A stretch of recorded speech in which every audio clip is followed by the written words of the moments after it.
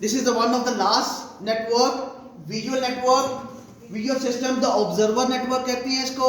Observer mean से सारी दुनिया का जो स्टिमुलेशन ब्रेन में आनी है वो किसके थ्रू आएगी? डेफिनेटली ऑब्जर्वर की तरफ से आएगी. बाकी भी 5 सेंसेस हैं. सबसे इंपॉर्टेंट सेंस कौन सी होती है?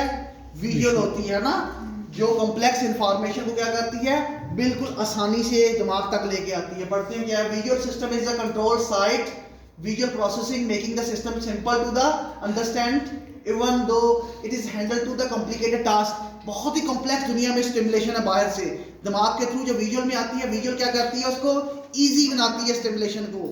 इतनी स्टिमुलेशन होती है उनको आहिस्ता आहिस्ता क्या करती है, कटर डाउन करती है थ्रू सिलेक्टिव अटेंशन, थ्रू दूसरे नेटवर्क, बहुत ही इजी करके पेश करती है. आगे है these areas collectively engage in the visual processing. Visual area में क्या होता है? विजुअल एरियाज होती हैं, आपको पता ऑसिपिटल लोब में ये वाकया हो, और उसके एनालाइज द मोशंस को कहता है analyse, recognise pattern, texture and faces. जो भी बाहर से चीज आ रही है इतनी कॉम्प्लेक्स होती है, उसका पैटर्न, उसके फेसेस, उसके टेक्सचर, हर चीज को नैरो डाउन, कलर, हर चीज को ये कहता है. Identify the location of the objects, building, people in the space, determining the function and permanence of the objects. यानी परमानेंट ऑब्जेक्टिव है, ऑब्जेक्ट्स हैं या आर्टिफिशियल है, हर चीज को ये देखता है. टेक्सचर उसका परमानेंट है नहीं है, क्या है क्या नहीं है, ठीक है. Aid in the problem solving, बहुत ज़्यादा प्रॉब्लम सॉल्विंग है, चीज़ें बहुत ज़्यादा डिफिकल्ट होती हैं बाहर, उनको प्रॉब्लम सॉल्विंग करके इजी बनाता है आपके लिए. टेक्सचर को देखते हुए, कलर को देखते हुए, है ना, ये सारी चीज़ों को देखते हुए. Reinforce visually learn behaviour. Next, yes, इसके एरिया कौन से है? Visual cortex is the primary cortical region of the brain that receive, integrate and process the visual information relay from the retina. ये डेफिनेटली रेटिनिया जो है पर्दा है, उसके साथ इसकी एसोसिएशन होती है डिफरेंट नेटवर्क्स के साथ. It is an occipital lobe of the primary cerebral cortex which is most posterior reason of the brain. ये इसकी लोकेशन है जहाँ ये लोकेटेड है, ठीक है. ऑसिपिटल लोब के साथ इसका एरिया है और दूसरे ब्रेन के रीजन्स के साथ ये कनेक्टेड है ना, विजुअलाइज के एरियाज. नेक्स्ट, ये है पैथोलॉजी. अगर ये सिस्टम खराब हो जाए डेफिनेटली इसमें 2 तरह की पैथोलॉजी आएंगी, वो पढ़ती हैं. The visual system collaborate with the other network for complex functioning, है ना. The breakdown in the coordination can lead to the visual impairment and mental health issues. दोनों हो सकती हैं अगर ये ब्रेकडाउन हो जाए विजुअल एरिया, या आपकी आंखें कमजोर हो सकती हैं. ऐसा ही है ना, फिजिकल भी इसका इम्पैक्ट आ सकता है और मेंटल भी आ सकता है, दोनों का ना. Difficulty to maintain focus while the reading may result from the disconnection between the visual system and default mode network. कैसे आएगा difficulty to maintain focus while the reading? जब आप रीडिंग कर रहे होते हैं तो रीडिंग के ऊपर सब तक फोकस नहीं कर पाते. इसका मतलब डोर्सल एरिया में इंफॉर्मेशन नहीं पहुंचती जो बाहर से आ रही है ना, वो किसके थ्रू में नहीं जाएगी? किसके थ्रू नहीं जाएगी? डेफिनेटली जब आपका visual system and default mode network ये दोनों एक्टिव होंगे तो क्या होगा? इनमें डिस्कनेक्शन होगा तो क्या होगा? इंफॉर्मेशन रीडिंग वाली आपके दिमाग में नहीं आएगी जो आप पढ़ रहे होंगे, फोकस नहीं कर पा रहे होंगे, है ना. Increase the asynchronize between the visual system and the sensory motor network correlated with the impairment in the children with the autism spectrum disorder. जब भी विजुअली इंफॉर्मेशन होगी और सेंसरी सिस्टम, कुछ जो ऑटिस्टिक बच्चे होते हैं सेंस नहीं कर पाते, चीज़ों को अंडरस्टैंड नहीं कर पाते, है ना, तो किसके थ्रू नहीं देखते होंगे? डेफिनेटली उनका विजुअल जो है वो चीज़ों को सही तरह से परसीव नहीं कर रही और ना ही उनको एक्ट कर रही होती. जब 2 सिस्टम्स में, सेंसरी मोटर सिस्टम और विजुअल सिस्टम में प्रॉब्लम आती है तो क्या डिसऑर्डर होगा? आपको ऑटिस्टिक होगा, याद रखिएगा. Decrease the connectivity in the visual system is observe in the individual with the schizophrenic affecting the visual object perception. जब भी डिक्रीज करेगी विजुअल सिस्टम में इसकी एक्टिविटीज विजुअल की, इसकी पोटेंशियल डाउन होगी तो कौन सा आपको डिसऑर्डर होगा? शिज़ोफ्रेनिक. आपको डिल्यूजन्स होंगे, आपको हेलुसिनेशंस होंगे. जब ये इंफॉर्मेशन को कैटर नहीं कर पाएगा ना, इसकी एक्टिविटीज डाउन होगी, हेलुसिनेशंस हो सकती हैं आपको, है ना, विजुअली. तो याद रखिए बहुत इंपॉर्टेंट नेटवर्क है. Change in the functional connectivity of the visual system are relevant to the vision disorder like a primary open, ठीक है, एंगल ग्लूकोमा. ये एक बेसिकली मेडिकल डिजीज है जिन लोगों की आंखें खराब होती हैं, जो ग्लूकोज की पीछे लहर होती है, वो बेसिकली ये डैमेज हो जाएगी, suggesting the neurodegenerative aspect of the condition. ये फिजियोलॉजिकल डिजीज है जो कि इस एरिया के डैमेज होने से ये वाली आइज की आपको प्रॉब्लम्स हो सकती है ना. तो आज का लेक्चर ये था कि ब्रेन नेटवर्क के ऊपर आप लोगों ने ये सीखा कि ब्रेन नेटवर्क कितने इंपॉर्टेंट है. लास्ट स्लाइड्स,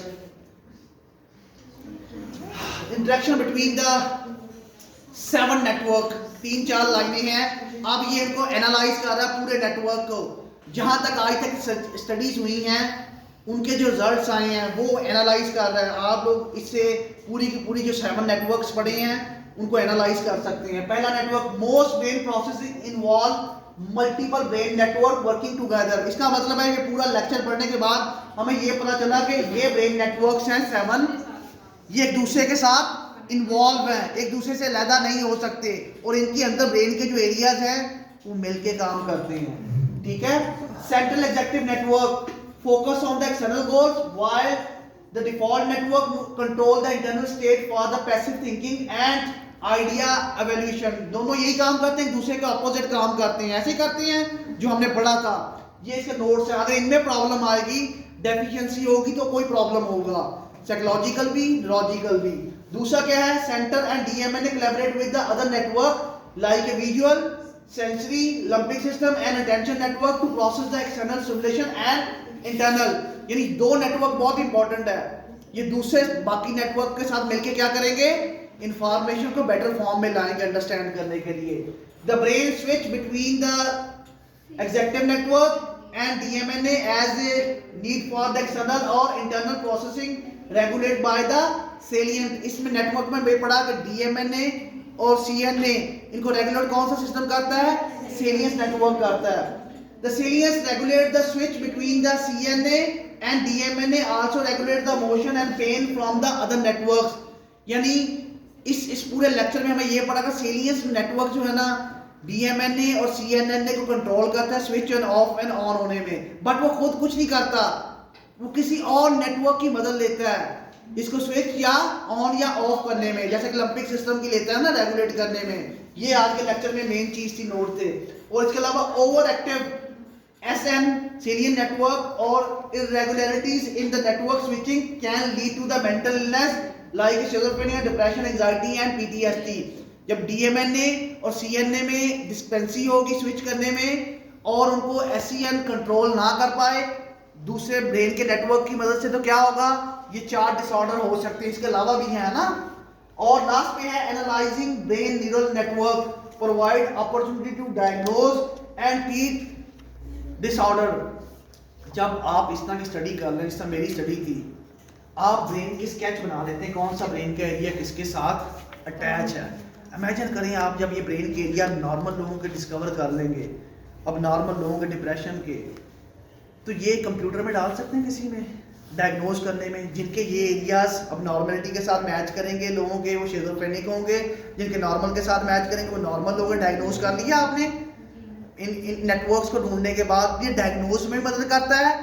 फिर इसके बाद ट्रीटमेंट, एक बंदे का नॉर्मल लोगों का स्केच जो ब्रेन का बना हुआ प्रोसेस इंफॉर्मेशन का वो आपको पता चल जाए, दूसरा शिज़ोफ्रेनिक का पता चल जाए, तीसरा डिप्रेशन का पता चल जाए। क्या आप डिप्रेसिव पेशेंट लोगों के शिज़ोफ्रेनिक के स्केच को बदल सकते हैं नॉर्मल स्केच में? Through medicine, through talk therapy हो गया, और न्यूरो स्टिमुलेशन थेरेपी। ये आपने क्या करना है, नेटवर्क का जो कनेक्शन है उसको नॉर्मल जो कनेक्शन बना हुआ नॉर्मल लोगों को उसमें कन्वर्ट करना है। इसका मतलब है ये खुद से एक ट्रीटमेंट भी है। जितने ट्रीटमेंट बनेंगे इनकी कनेक्शन से बनेंगे। पूरी दुनिया इसको एक्सप्लोर करने में लगी हुई है ना, तो ध्यान से ये डायग्नोज करने में भी हेल्पफुल है, ये ट्रीटमेंट में भी हेल्पफुल है। ठीक है, तो बस लास्ट क्लिक कर दो। यस, ये कनेक्शंस हैं जो कि हम लास्ट पे पढ़ेंगे। Thank you so much. ये कोर्स नेटवर्क का था, तो नेटवर्क में हमने पढ़ा, ये मैथमेटिकल कोटेशंस थी उनको पढ़ा है। ये सही भी हो सकती है, गलत भी हो सकती है। ठीक है।